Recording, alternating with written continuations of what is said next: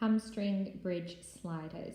There's different levels to this, and we're working in an eccentric range for the hamstring, which is a lengthening range.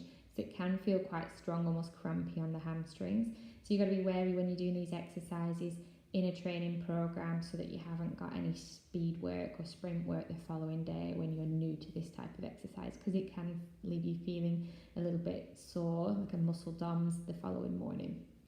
So for the first set, we've got towels underneath the feet here, or if you're on carpet you could use a Tupperware lid. You just need a slippy surface to work on. So first of all, you're going to come up into a shoulder bridge, so just peeling that spine up to the ceiling, a little bit of activation through the glutes, make sure the ribs aren't higher than the hips. And then we're just going to take single slides. So you're going to slide one leg away from you and then focus on pulling back from the heel towards the sit bone. The toes can lift to give you more length, and then pull back from the heel using the friction of the floor to get those hamstrings working. And you're trying to keep the hips nice and level and maintain as much of height of that bridge as you can. Pulling back in and rolling the hips to the floor. Our next progression is into this eccentric range. So roll the hips up towards the ceiling, making sure those glutes are gently squeezing and the rib cage is soft. On the exhale, you're going to slowly slide both legs away. This is where it's going to start to feel a little tougher through the hamstrings. You're stopping just short of those knees extending, and from here for the level one, lower the hips towards the floor and slide back in.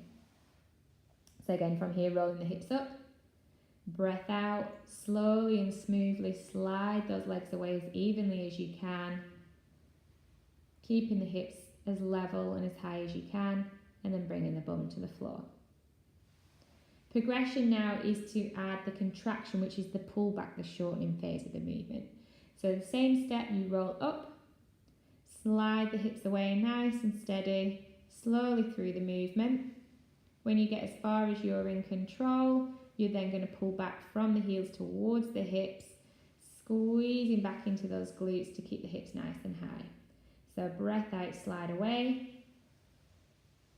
breath in as you pause, and then pull those heels back towards you and rolling those hips to the floor.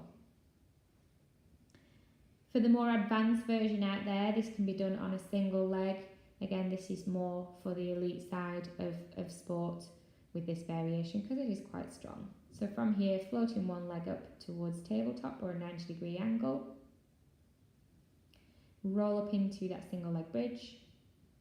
Sliding that heel away as smoothly as you can. Use that outward breath and then pull back towards you.